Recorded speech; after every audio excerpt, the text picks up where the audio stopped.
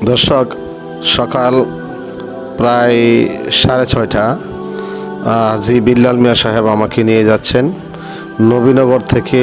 আমরা সরাসরি একটি রিক্সা নিয়ে, আপনারা দেখতে পাচ্ছেন এখন আমরা মনতলা ব্রিজ, যেটা নবীনগর টু আশুগঞ্জ রোডে হয়েছে, অনেক সুন্দর। যেই ব্রিজে আমি আসলে আর যাই নাই, আজকে নতুন। তিনি আমাকে নিয়ে যাচ্ছেন ওনার গ্রামের বাড়িতে, নবীনগরের ওই পারে, যে গ্রামের নাম হলো সীতারামপুর। ওই সীতারামপুর গ্রামে ওনার এই বাড়িতে উনি ওনার যে বাবার বাড়ি, ওই বাবার বাড়িতে উনি এখন থাকেন না, এখন থাকেন কলেজপাড়া। তো উনি আসলে অনেক দিন যাবতে আমাকে বলতেছেন যে আপনাকে আমাদের বাড়িতে নিয়ে যাব। আমার যে বাবার যে সম্পত্তি আছে, বাবার যে বাড়ি আছে, ওই বাপদাদার যে বিটা আছে, ওই বিটাটা আসলে আমি তো এখানে থাকি না।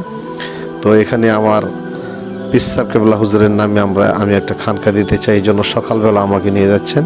আমরা এখন মূল ব্রিজে, মনতলা, এই যে দেখতে পাচ্ছেন এই পাশে ভৈরব রুট, নবীনগর থেকে ডাইরেক্ট ভৈরব আমরা যে স্পিড বোটে বা লঞ্চে আসা যাওয়া করি, ঠিক এই তিতাস নদীর উপর দিয়ে আমরা এখন যাচ্ছি।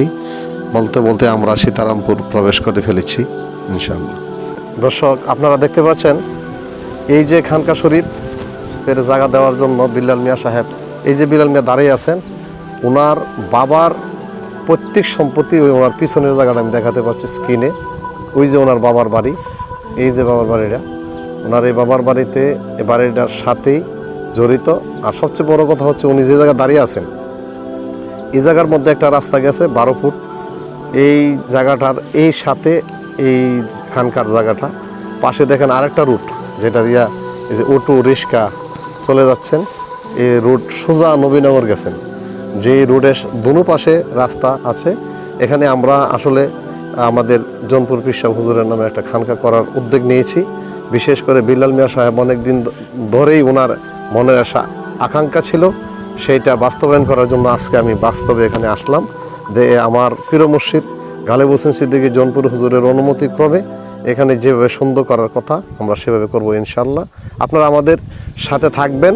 আমরা আশা করি এই খানকা শরীফটা হুজুরের নবীনগর থেকে আশুগঞ্জ যাওয়ার জন্য বিশাল একটা পথের মধ্যে একটা স্টেশন হয়ে যাবে। ভবিষ্যতে এখানে আমরা আশা করছি এখানে বিশাল বড় একটা দরবার হয়ে যাবে ইনশাল্লাহ। আপনারা আমাদের সকলের সাথে থাকবেন, সকলে দোয়া করবেন। এখানে একটা জনপুর দরবার শরীফের খানকায় গালিবিয়া প্রতিষ্ঠিত করার জন্য উনি আজকে এখানে এই খানকা প্রতিষ্ঠিত করার জন্য ওনার এই উদ্যোগ। উনি কেন খানকাটা দিতে যাচ্ছেন এখানে, এই জায়গায় উনি একটু কথা বলবেন। জি বলেন। আসসালামু আলাইকুম, বিসমিল্লাহির রহমানির রহিম।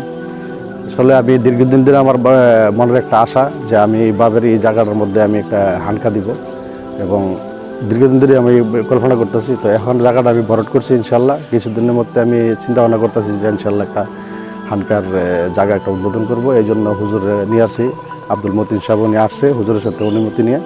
এখন এই জায়গাটা ইনশাল্লাহ আমার, আপনারা সবাই দোয়া করবেন ইনশাল্লাহ। আমি একটা হানকা তৈরি করবো ইনশাল্লাহ, আল্লাহ যদি রহমত করে হুজুরের দয়াতে। এবং এখানে হানকা দিলে আমার মনের একটা আশা যে এটা ভবিষ্যতে এখানে একটা আলো জ্বলবে, এবং আল্লাহ রাসূলের আলোচনা হবে, এবং সবার জন্যই ভালো হবে।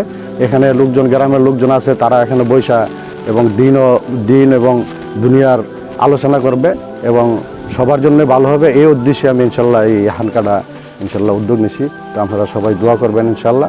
আসসালামু আলাইকুম ওয়া রাহমাতুল্লাহি ওয়া বারাকাতুহু।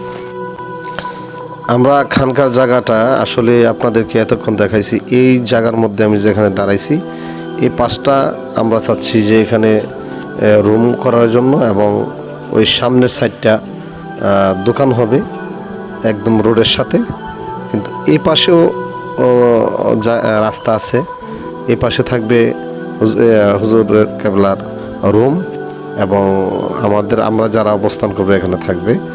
এই সামনে, একটু সামনেই, মানে সাথেই লাগানো বিল্লাল মিয়া সাহেবের প্রত্যেক যে বিটা আছে, ওই বিটাটা মধ্যে এখন উনি অনেক গাছগাছালি করেছেন, সুন্দর আম ধরেছেন। এই বছর এই প্রথম এই আম দেখা যাচ্ছে, এবং উনি সুন্দর অনেকগুলো গাছ লাগাইছেন, যে গাছগুলি এই যে লেবু পারতেছেন উনি নিজের হাতে।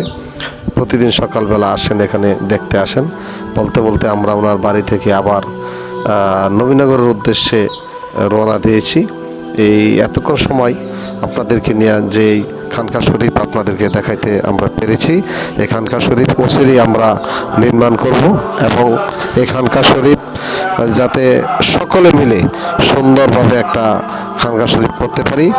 আপনারা দেশে বিদেশে যে যেখানে অবস্থান করছেন সকলকে ধন্যবাদ জানিয়ে শেষ করছি। আল্লাহ হাফেজ।